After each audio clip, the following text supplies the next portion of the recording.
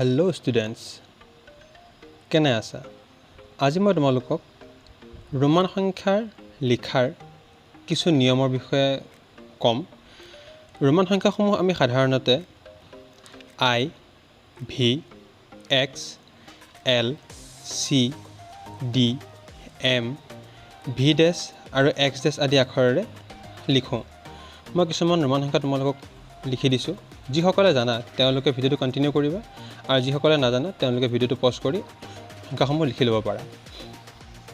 সাধাৰণতে আমাৰ ৰোমান সংখ্যা লিখিবৰ সময়ত 39 অৰ্থাৎ 29লৈকে আমি সাধাৰণতে লিখি যাব পাৰোঁ, কিন্তু 40ৰ পৰা আমাৰ অলপ অসুবিধা লাগে, য'ত নেকি আমাৰ 40ৰ পৰা আখৰ সলনি হয়, XL আহে, 40 আমাৰ L যোগ হয়।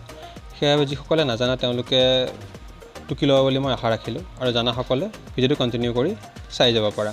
মই তোমালোকক ইয়াতে 1ৰ পৰা 10,000লৈকে ৰোমান সংখ্যা লিখি দিম আৰু ৰোমান সংখ্যা লিখিবৰ বাবে আমি কি ধৰণৰ নিয়ম ব্যৱহাৰ কৰোঁ সেই নিয়ম কেইটামানো কোৱাৰ চেষ্টা কৰিছোঁ।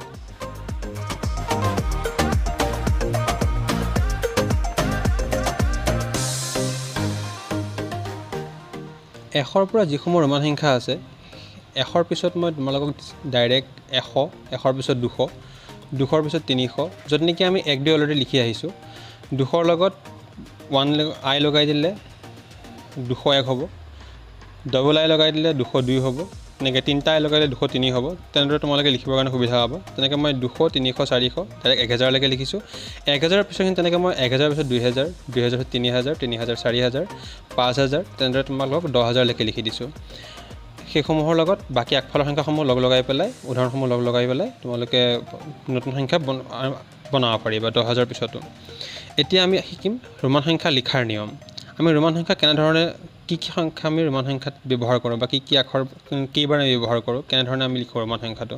প্ৰথমতে আমি I, X, C, M একেলগে আমি 3বাৰ লিখিব পাৰোঁ। যেনেদৰে তোমালোকে 3 লিখিবৰ সময়ত 3টা I লিখা, 30 লিখিবৰ সময়ত 3টা X লিখা, 300 লিখিবৰ সময়ত 3টা C লিখা বা 3000 লিখিবৰ সময়ত 3টা M লিখা। তেনেদৰে আমি 3টা I, 3টা X, 3টা C আৰু 3টা M ব্যৱহাৰ কৰিব পাৰোঁ। ৰুল নম্বৰ 2, নিয়ম 2, V, L আৰু D একেলগে আমি দুবাৰ লিখিব নোৱাৰোঁ। ভিটো আমি এবাৰেই লিখিব পাৰোঁ বা ডিটো আমি এবাৰেই লিখিব পাৰোঁ একেলগে, আৰু ডিটো আমি একেবাৰত এবাৰেই লিখিব পাৰোঁ। যেনেকৈ আমি 4 লিখিবৰ সময়ত IV লিখোঁ, 5 লিখিবৰ সময়ত অকল V লিখোঁ, 6 লিখিবৰ সময়ত VI লিখোঁ, 7 লিখিবৰ সময়ত আমি VII লিখোঁ। তেনেকৈ আমি ML, L, LMM, L single M এনেদৰে লিখোঁ। সেইবাবে আমি তেনেদৰে V, L আৰু Dটো আমি এবাৰেই লিখিব পাৰোঁ। যিকোনো এটা সংখ্যাৰ পৰা যদি আমি 1 কমাব লগা হয়, তেনেহ'লে আমি পিছৰ সংখ্যাটোৰ আগফালে আমি 1 কমকৈ লিখি দিওঁ, 1 এটা আমি আগফালে লগাই দিওঁ। যেনে ধৰা তোমাৰ VI লিখাৰ লগে লগে 4 হৈ গ'ল, V হৈ গ'ল 5, আগফালে I লগাই দিলে 4 হৈ গ'ল, X হৈ গ'ল 10, আগফালে I লগাই দিলে 9 হৈ গ'ল, L হৈ গ'ল 50, আগফালে X লগাই দিলে 40 হৈ গ'ল, C হৈ গ'ল 100, আগফালে X লগাই দিলে 90 হৈ গ'ল। তেনেদৰে আমি 1 কমাবৰ কাৰণে আগফালে আমি X যিকোনো সৰু সংখ্যাটো আমি আগফালে লগাই দিওঁ। তেনেদৰে যিকোনো এটা সংখ্যাৰ পৰা 1 বঢ়াবলৈ সোঁফালে লিখিব লাগে। 1 বঢ়াবৰ কাৰণে মানে ভিৰ লগত I লগাই দিলে 6 হৈ গ'ল, Xৰ লগত I লগাই দিলে 11 হৈ গ'ল, Lৰ লগত X লগাই দিলে 60 হৈ গ'ল, Cৰ লগত X লগাই দিলে 110 হৈ গ'ল, Dৰ লগত C লগাই দিলে। তেনেদৰে আমি পিছফালে সংখ্যাসমূহত পিছফালে 1 লগাই পেলাই আমি বনাব পাৰোঁ। আশা কৰোঁ তোমালোকে ভিডিঅ'টো বুজি পাইছা। আজিলৈ ভিডিঅ'টো ইমানেই। ভিডিঅ'টোৰ পৰা যদি তোমালোকে প্ৰফিটেবল হৈছা, কিবা যদি শিকিছা, তেনেহ'লে লগৰসকলক শ্বেয়াৰ কৰিবা। আৰু কিবা যদি বুজি পোৱা নাই আৰু যদি কিবা ৰোমান সংখ্যাৰ ওপৰত কিবা যদি ডাউট আছে, তেনেহ'লে কমেণ্ট কৰিবা।